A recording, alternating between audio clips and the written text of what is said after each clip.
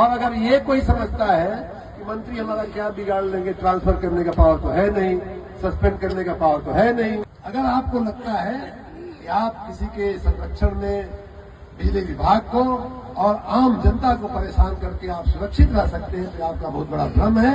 मैं दोहराना चाहूंगा कि अगर कोई व्यक्ति जानबूझ करके बदमाशी करता है, तो मैंने मथुरा में बात कही थी कि भगवान श्री कृष्ण ने कंस को भी, दुर्योधन को भी बार बार समझाया था, नहीं समझे लोग। उसके बाद जब नहीं समझते हैं तो सुदर्शन चक्र चलता ही है, तो हमने वो चलाना ही पड़ता है और वो चल पड़ा है, सुदर्शन चक्र चल पड़ा है। भगवान राम 3 दिन प्रार्थना की, हम तो पूरा 3 साल प्रार्थना किए हैं।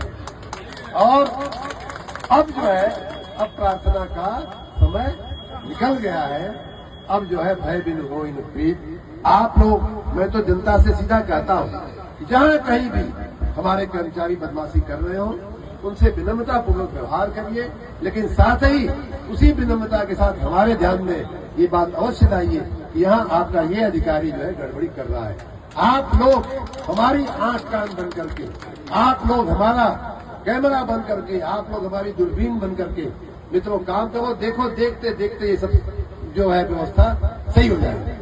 कुछ लोग जानबूझकर बदमाशी करते हैं, कुछ लोग इरादतन बदमाशी करते हैं, कुछ लोगों की आदतें पड़ी बनी हुई हैं बदमाशी करने की। उनको कल हमने थोड़ा कहा है और आज फिर इस मंच के मार्फत मैं दोहराना चाहूंगा कि अगर कोई व्यक्ति जानबूझ करके बदमाशी करता है, तो मैंने मथुरा में बात कही थी कि भगवान श्री कृष्ण ने कंस को भी, दुर्योधन को भी बार बार समझाया था, नहीं समझे लोग। उसके बाद जब नहीं समझते हैं तो सुदर्शन चक्र चलता ही है, तो हमने वो चलाना ही पड़ता है और वो चल पड़ा है, सुदर्शन चक्र चल पड़ा है। भगवान राम जब समुद्र के पास जाकर के लंका पार करने के लिए उनसे दुहाई कर रहे थे, उनकी परमिशन मांग रहे थे, तो कहा जाता है ना कि बिना नमानत जलद जड़ गए 3 दिन भी, बोले राम सकोट तब भय बिन होई न प्रीत। तो वही बात है, भगवान राम 3 दिन प्रार्थना की, हम तो पूरा 3 साल प्रार्थना किए हैं। और अब जो है, अब प्रार्थना का समय निकल गया है। अब जो है भय बिन होई न प्रीत, वो मुझे अब वही एक रास्ता दिखाई दे रहा है। और अगर ये कोई समझता है कि मंत्री हमारा क्या बिगाड़ लेंगे, ट्रांसफर करने का पावर तो है नहीं, सस्पेंड करने का पावर तो है नहीं। देखिए, एक फिर रामायण में से ही हम आप कथा बता देते हैं बिजली विभाग के उन सभी लोगों को, और जो लोग भी उनके साथ उनको प्रेरित करने वाले लोग हैं, उनको एक और किस्सा में रामायण से ही बता देते हैं।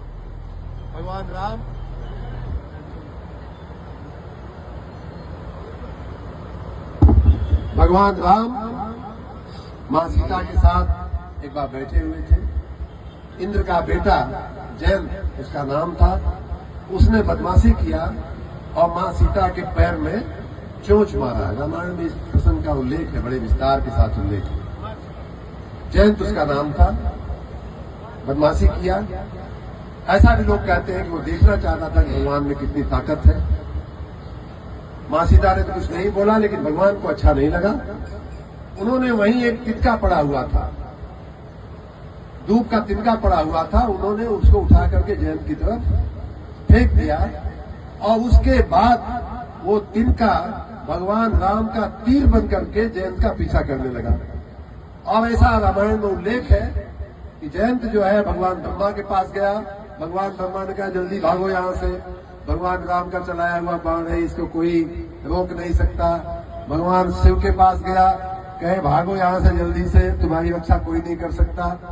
परेशान कि अब तो मेरे प्राण चले ही जाएंगे, तो बीच में नारद मुनि मिल गए और कहे कि भाई देखो, तुमको इस पूरी सृष्टि में तुम घूम लिए, तीनों लोग घूम लिए, 14 भुवन घूम लिए, तो भी तुम्हारी रक्षा करने वाला कोई नहीं मिला।